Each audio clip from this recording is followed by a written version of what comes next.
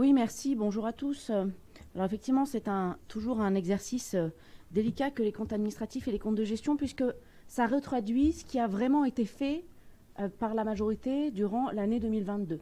Et donc, c'est un exercice intéressant à comparer avec le budget, ce que vous aviez prévu de faire en 2022. Je voudrais juste attirer l'attention du conseil municipal et des téléspectateurs éventuels sur un tableau qui est toujours très parlant dans ces dossiers. C'est les chiffres clés qui se trouvent en page 4 du dossier de compte administratif, en page 4 sur 286 pages. Donc j'essaie d'accompagner ceux qui cherchent un peu des informations dans ces dossiers très volumineux. Ce tableau, en fait, compare des ratios qui sont nationaux, qui concernent Grenoble par rapport aux autres villes de la même strate, c'est-à-dire à peu près la même taille. Parce qu'évidemment, on ne va pas comparer Grenoble à un village, ni Grenoble à la ville de Lyon ou Paris. Donc c'est vraiment intéressant parce que ça montre, c'est un indicateur d'abord qui est constant dans le temps et dans l'espace, et ça permet vraiment de positionner Grenoble par rapport aux autres villes donc de la même strate. Et ce tableau, que dit-il? Il explique que par exemple les dépenses réelles de fonctionnement par rapport à la population, à Grenoble c'est 1 558 €, alors que dans les villes de la même strate ailleurs en France, cette moyenne est seulement à 1 200 €. Ça veut dire qu'à Grenoble, on dépense 350 € de plus par habitant en dépenses de fonctionnement. Dans des villes, encore une fois, de même taille. Autre ratio très intéressant, toujours dans ce même tableau, c'est la deuxième ligne, les produits des impositions directes. Ça, c'est quoi? En fait, c'est combien par habitant la ville de Grenoble touche aujourd'hui d'impôts, c'est-à-dire de notre argent à nous, Grenoblois. Là aussi, c'est intéressant, puisqu'en l'occurrence, à Grenoble, la valeur est de 967 € par habitant. Ça ne veut pas dire que tous les Grenoblois payent 967 € d'impôts. C'est une moyenne. Et la moyenne des autres villes, toujours même taille au niveau français, est 300 € en dessous, à 696 €. Donc, deux indicateurs qui montrent que Grenoble dépense beaucoup plus en fonctionnement que les autres villes comparables et a un taux d'imposition bien plus important que dans les autres villes comparables. Je sais bien que ces ratios vous dérangent, les amis, mais c'est la page 4 du compte administratif.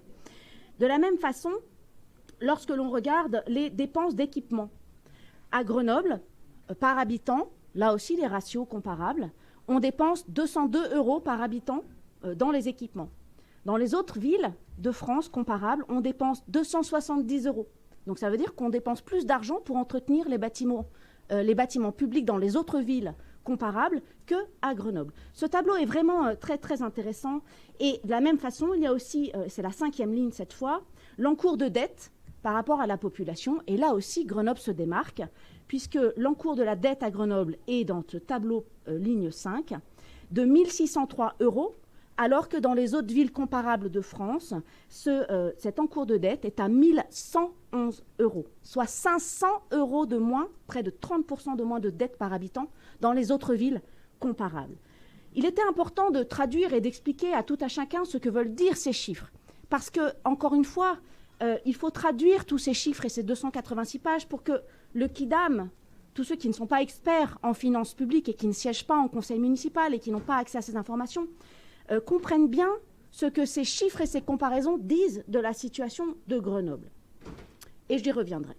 Alors, bien sûr, j'ai lu dans la presse le grand intérêt de notre maire à examiner de près les indemnités des élus. Alors, je vous laisse dans votre guerre puérile par médias interposés avec Christophe Ferrari sur le fond. Je ne sais pas si nous avons voté une délibération scandaleuse sur les indemnités de Christophe Ferrari. Mais après tout, qu'Éric Piolle peut-être la sorte. Mais cela souligne surtout l'intérêt à géométrie variable d'Éric Piolle sur la rigueur et la transparence vis-à-vis des indemnités des élus. Et c'est un comble que vous fassiez ce procès à Christophe Ferrari, tandis que vous-même à Grenoble, entre 2016 et 2023, je le redis à chaque conseil, puisque j'ai l'impression que ça ne rentre pas bien dans les esprits, et je ne lâcherai pas ce point, qui pour moi est hautement symbolique. Entre 2016 et 2023, l'enveloppe des indemnités des élus a augmenté de 23,4%, soit 200 000 €. Au passage, 4 fois plus que ce que vous réclamez à Christophe Ferrari. Que se passe-t-il avec les indemnités des élus depuis 2020? Parce qu'entre 2020 et 2023, soit en seulement 3 ans, c'est 110 000 € supplémentaires qui ont été dépensés pour l'enveloppe des indemnités des élus, soit 11,7%. Alors ne me répondez pas que c'est le point d'indice, parce que vous imaginez bien que si les salaires des fonctionnaires ou le traitement de base des fonctionnaires avait augmenté depuis 2016 de 23% et en 3 ans de 11,7%, je pense qu'on serait quand même bien plus à l'aise lorsqu'on serait fonctionnaire en termes de revenus. Donc évidemment, ça n'a rien à voir avec l'enjeu des indemnités, du point d'indice. Donc moi, je repose la question ici, à laquelle vous évacuez toujours avec le point d'indice. Ça n'est pas la question du point d'indice. Il n'a pas augmenté, encore une fois, de 11,7% en 3 ans. Donc j'aimerais avoir des réponses et que certains peut-être explorent un peu plus ce sujet. La base de données est accessible par tous, pour tous. Et moi, j'aimerais avoir des explications très concrètes. Alors, revenons sur ce budget. En termes de réalisation, donc je le disais, ce qui est intéressant, c'est de comparer ce qu'on a prévu de faire dans le budget et ce que l'on fait vraiment quand on présente donc le compte administratif. Ce point est important parce que vous avez basé votre argumentaire en faveur de l'augmentation de la taxe foncière de plus 25% sur les enjeux d'accélération des investissements en faveur de votre programme d'investissement. Qu'en est-il en 2022? En fait, vous n'avez dépensé que, je mets des guillemets, 70 millions d'euros en investissement sur un budget 2022 qui pourtant prévoyait 104 millions d'euros de dépenses. Ce qui veut dire que dans l'année 2022, il y a 34 millions d'euros que vous n'avez pas dépensés. Or, vous avez décidé, sur la taxe foncière, d'augmenter les impôts de 25% pour recapitaliser, ajouter 44 millions d'euros par an. C'est quand même absurde. 34 millions que vous ne dépensez pas en 2022 et pourtant vous demandez 44 millions aux Grenoblois supplémentaires par an.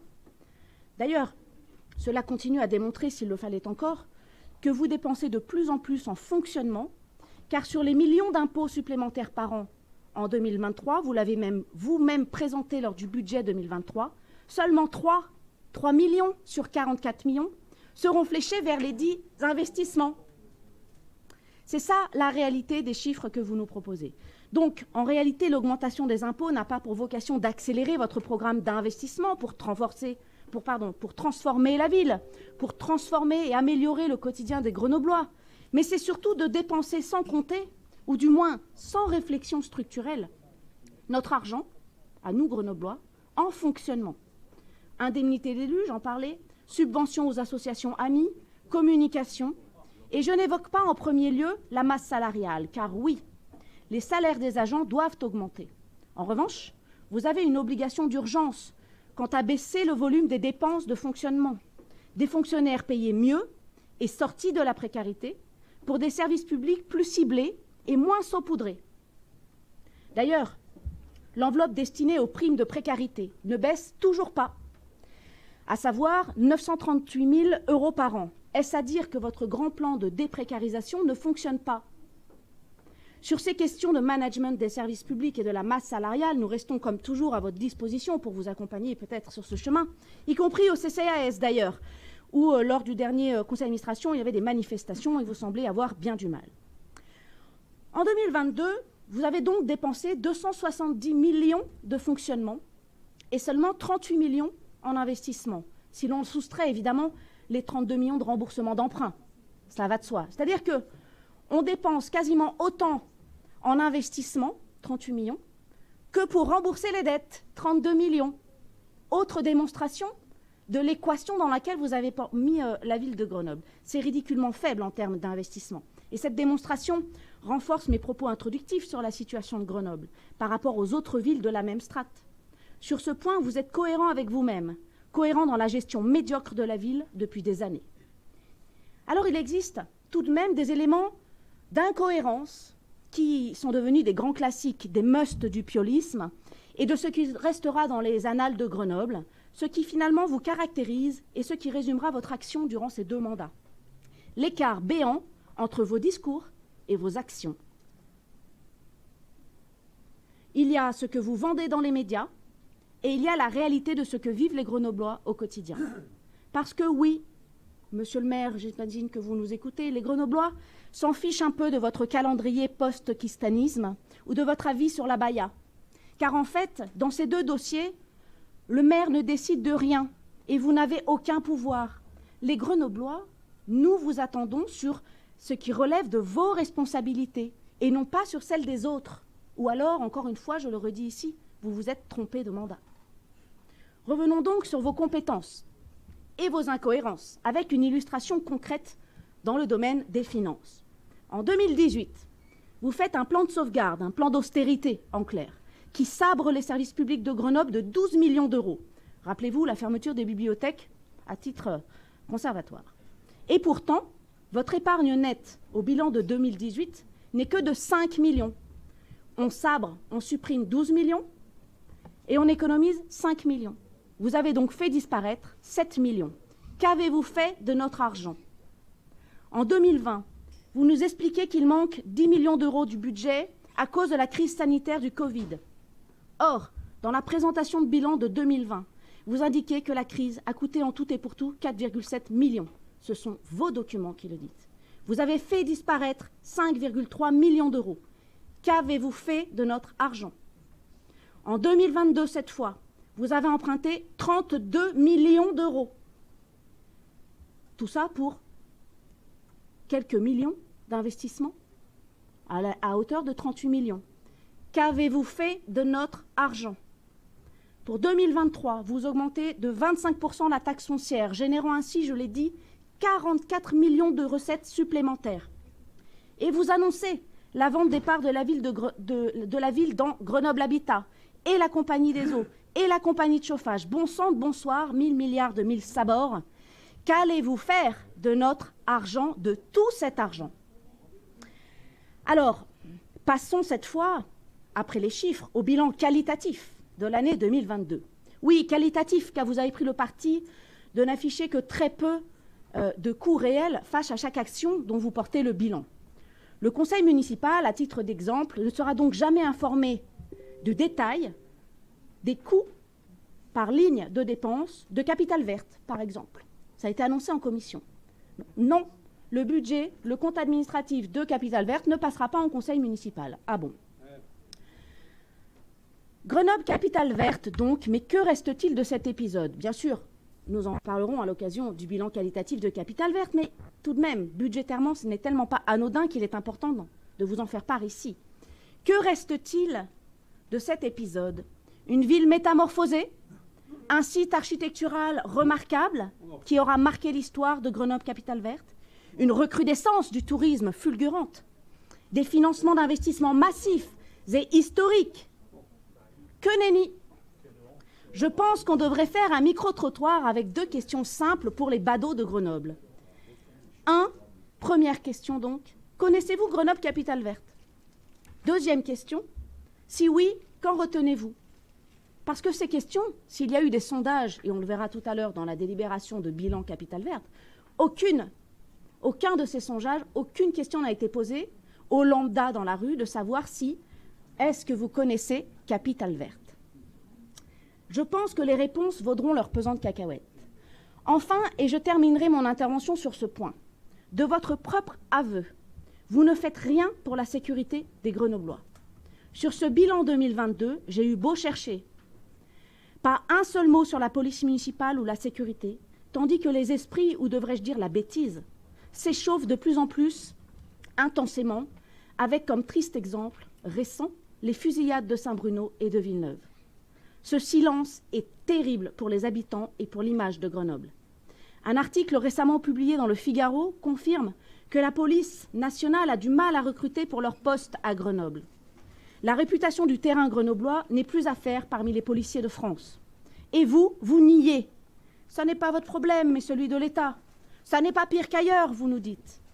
Le paroxysme de ce déni, une vidéo TikTok de votre députée préférée, Elisa Martin, flânant en vélo dans Villeneuve, en expliquant devant la caméra que les quelques médiateurs isolés de la ville garantissent la bonne orientation des néophytes de l'Arlequin et le bon dialogue avec les dealers, et que finalement, ça ne va pas si mal.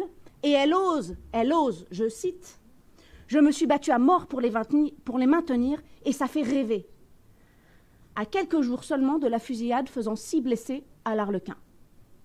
Mais peut-être était-ce une parodie, puisqu'elle affirme dans ce même film, qui deviendra culte à n'en pas douter, que le grand marché du jeudi qui s'étale jusque dans le parc ne se tient pas tous les jeudis, comme son nom l'indique, assez simplement, mais tous les 2 jours, selon elle. Triste et pathétique à la fois de ne pas connaître ce quartier. Vaste blague cruelle pour les habitants qui, contrairement à elle, à vous, à nous tous, subissent cette tension chaque jour. Vous n'êtes décidément pas à la hauteur de vos responsabilités. Merci. Oui, merci. Au-delà du fait que j'attends la réponse de la séance sur le nombre de membres présents du groupe GEC pour cette délibération, je voulais répondre sur 3 sujets à M. Fristo. D'abord, sur les ratios. Alors ça, moi, je trouve vraiment que vous êtes très fort pour argumenter en disant qu'il y a des ratios nationaux, mais enfin, ça ne compte pas, il faut voir au cas par cas. Moi, je trouve ça assez cocasse. Je pense que les villes de même strate que Grenoble sont suffisamment nombreuses pour que les moyennes soient parlantes. Et il se trouve, laissez-moi finir, vous énervez pas, c'est pas grave. Il se trouve que si dans les comptes administratifs, ce tableau est obligatoire, c'est bien parce qu'il est significatif. Ensuite, il y a suffisamment de villes nombreuses dans cette strate pour que les moyennes soient parlantes de certains choix stratégiques politiques qui peuvent, vous avez raison, induire des ratios différents. Sauf que là, sur les 6 ratios qui sont analysés dans ce tableau, page 4 de compte administratif, ce n'est pas un par hasard qui explose les ratios, c'est tous les indicateurs. C'est-à-dire plus de dettes à Grenoble, moins d'investissement, plus de fonctionnement. Tous les indicateurs sont mauvais par rapport à la moyenne. Donc moi, je veux bien que vous me disiez que ce n'est pas parlant, mais enfin, vous savez, les faits sont là et dans le tableau récapitulatif qui vous compare aux autres villes, vous êtes particulièrement mauvais dans la gestion des finances grenobloises. Et ensuite, vous nous parlez de compétences transférées, d'engagement au CCAS. Alors quoi, dans les autres métropoles, les villes n'ont pas transféré, elles n'ont pas de CCAS, ce qui est particulièrement inactif. Alors, ils sont peut-être moins engagés sur CCAS, mais enfin, ce n'est pas les 10 millions du CCAS qui font basculer vos ratios, Monsieur Fristo, arrêtez de nous raconter des histoires. Donc, vos arguments sont absolument irrecevables, et bien sûr que c'est comparable. Et bien sûr que les choses peuvent être proratisées sur les engagements politiques et les priorités des uns et des autres, mais dans la grande maille et sur les 6 indicateurs, vous êtes mauvais. Deuxième point, sur les indemnités d'élus. Alors moi, j'aime beaucoup quand vous me ramenez chaque fois à 2014. Je n'ai jamais parlé de 2014 et j'ai plutôt été agréablement surprise de voir cette baisse, puisqu'effectivement, vous avez pris l'engagement pendant la campagne de 2014 et vous l'avez mis en œuvre jusqu'en 2016, la baisse de l'enveloppe des indemnités d'élus. Ça a marché. Mais moi, les chiffres dont je vous parle, ce n'est pas 2014, 2015, 2016. C'est que lorsqu'on regarde 2016, où vous aviez une enveloppe à 869 000 euros, et que je le compare à 2023, où il y a 1 048 000 euros, ça fait une augmentation de 23,4%. Merci de bien vouloir confirmer ce chiffre. Ah, vous me dites non. Donc, le tableau que j'ai extrait du compte administratif est faux, Monsieur Fristo? Ah, d'accord. Donc, votre document est faux? Donc, moi, je vous interpelle avec les services pour savoir pourquoi le tableau des indemnités, de l'enveloppe des indemnités des élus est faux dans ce compte administratif. Et cela crée une faille dans la présentation du compte administratif que vous nous faites aujourd'hui. Ce tableau est faux, Monsieur Fristo, c'est ce que vous me dites. Vous me répondrez, très bien. Donc, moi, j'ai copié-collé le tableau des indemnités d'élus. Et entre 2016 et 2023, je le redis, l'enveloppe augmente de 23,4%, soit 200 000 euros. C'est votre tableau. Enfin, vous nous évoquez, c'est mon 3e point, en disant oui, ce qu'il faut regarder, c'est le capital restant dû. Vous avez tout à fait raison. Et vous avez tout à fait raison de rajouter qu'il augmente encore de 9 millions d'euros, alors que vous n'avez eu de cesse de rentrer des recettes supplémentaires, sans même évoquer l'augmentation de la taxe foncière, puisque automatiquement la ville de Grenoble récupère 8 millions par an, rien que par la dynamique des bases fiscales, sans toucher le taux de la taxe foncière, Monsieur Fristo. Vous récupérez 8 millions d'impôts par an. Et là, vous venez nous dire que du coup, le capital restant dû a dû être augmenté de 9 millions d'euros. Encore une fois, que faites-vous de notre argent? Et sur les 32 millions d'emprunts, je suis confuse, mais c'est historique à Grenoble. Aucune année de budget grenoblois n'a emprunté 32 millions d'un seul coup. Aucun budget historique. Voilà. Donc, moi, je veux bien que vous soyez dans le déni et considérez peut-être que tout va bien. Je ne sais pas, je n'entends pas ça dans vos mots, mais dans vos réponses, oui, mais Grenoble a transféré des compétences, c'est normal qu'on ait des ratios par rapport aux autres villes qui soient défavorables. Oui, mais non, les indemnités d'élus ont bien baissé en 2014, ok, mais moi je vous parle de maintenant. Et 32 millions d'emprunts, c'est classique. On a augmenté le capital restant dû que de 9 millions d'euros. Ben voyons, tout va bien dans le meilleur des mondes. Enfin, je suis consternée par ce déni de réalité sur la gestion financière de Grenoble. Et le jour, d'ailleurs il y a 2 ans de cela, et même un peu avant, en 2015, C'est pour ça qu'il y a eu le plan d'austérité. Vous avez failli passer à la casserole sur une mise sous tutelle en 2015. C'est pour ça qu'il y a eu le plan d'austérité à l'époque, puisque vous n'arriviez pas à boucler vos budgets. Et rebelote aujourd'hui. Et c'est pour ça que vous vendez les bijoux de famille. C'est pour ça que vous endettez la ville. C'est pour ça que vous augmentez les impôts. Vous n'augmentez pas les impôts parce que vous avez un super programme. Regardons ce que vous budgétez, ce que vous dépensez en investissement. Vous êtes dans le déni de réalité, encore une fois. Oui, merci, Madame la Présidente. Et justement, je rebondis sur les propos de M. Clouer, puisque M. Fristo cherche des excuses à votre mauvaise gestion en disant que Grenoble doit assumer les charges de centralité. Mais bien sûr, vous avez tout à fait raison. Ce qui devrait expliquer normalement et être démontré par les chiffres que les ratios le numéro 4, les dépenses d'équipement brut par rapport à la population, c'est-à-dire l'investissement dans les équipements, devrait être supérieur à la moyenne du coup, puisque pauvres malheureux, à Grenoble particulièrement en France, vous subissez les charges de centralité. Et il se trouve que ce ratio est inférieur de 70 € aux autres villes de la même strate. Donc en fait, les chiffres disent le contraire de ce que vous argumentez pour expliquer soi-disant les problèmes budgétaires. Donc ça n'a aucune cohérence avec les fameux ratios. Votre argument pourrait être entendable, Monsieur Fristo, en disant Grenoble est une ville-centre, politiquement c'est compliqué avec la métropole, du coup on a gardé et on assume politiquement tous ces équipements structurants et ces services structurants. Ça devrait se voir dans les ratios. Vous devrez être bien meilleur dans les investissements d'une part et dans les investissements équipements en particulier. Et là, ça n'apparaît pas dans les ratios. Donc si vous voulez, ça ne marche pas. Ce que vous dites, votre argument n'est pas illustré par vos chiffres. Deuxième élément, et ça c'est toujours l'argument ultime, et on y revient à chaque fois, ah c'est pas nous, c'est l'État, ça finit toujours par arriver sur le budget bien sûr. Or, vous aurez noté, et vous l'admettez dans vos propositions, dans vos présentations chaque année en compte administratif et en budget, que les dotations de l'État sont stables depuis 2018. Donc il y a eu certes une baisse considérable à Grenoble jusqu'en 2018, et depuis 2018, soit 5 ans quand même, c'est stable. Et cette année, enfin, dans le compte administratif, vous aviez même reconnu en commission à quel point il y a eu une bonne surprise sur les dotations qui ont augmenté pour 2022 en compte administratif de 600 000 €. Ah, finalement, l'État, sur 2022, a réservé une bonne surprise. Certes, sur la TVA, vous avez perdu. Mais l'argument ultime, et qui est toujours votre dernier argument quand vous ne savez plus quoi répondre, c'est la faute de l'État. En l'occurrence, sur le compte administratif 2022, c'est raté. 1, la DGF est stable depuis le 2018. Et 2, en 2022, il y a eu une bonne surprise de 600 000 € supplémentaires. Donc là encore, votre argument ne tient pas. Oui, alors sur cette DM1, excusez-moi, parce que pour moi, les DM, c'est très séparé des comptes de gestion. Et d'ailleurs, le maire devrait être là, comme pour les comptes de gestion. Il a obligation d'être absent pour le compte administratif, mais ni pour la gestion, ni pour la DM. Je trouve ça très regrettable qu'il ne soit pas là et qu'on globalise tout ça, alors qu'un compte administratif, un compte de gestion et une DM n'ont absolument rien à voir en termes d'objet politique. Ceci étant dit, sur cette DM1, j'avais une remarque assez brève. C'est-à-dire qu'on s'abstiendra sur cette DM1 parce que si elle entérine les fameux 638 000 € de plus par l'État, que tout le monde s'est bien abstenu de souligner, et les apports de l'ARS à plus 110 000 € aussi, là encore l'État. En revanche, cette DM1 indique le report, mais ça c'est pareil, c'est cette espèce de chimère, du fameux espace jeunesse. Moi, je trouve ça absolument ahurissant. C'est-à-dire que vous avez fait campagne en 2020. Il était déjà prévu avant 2020, ce fameux espace jeunesse. Et cette DM entérine qu'il est à nouveau reporté. Donc moi, je m'en inquiète. Et donc, malgré ces recettes nouvelles que j'approuve, compte tenu du fait que cette DM repousse encore et sans cesse l'espace jeunesse, nous nous abstiendrons d'avoir un avis sur cette DM qui, pour moi, ne tient pas la route par rapport à vos engagements de 2020.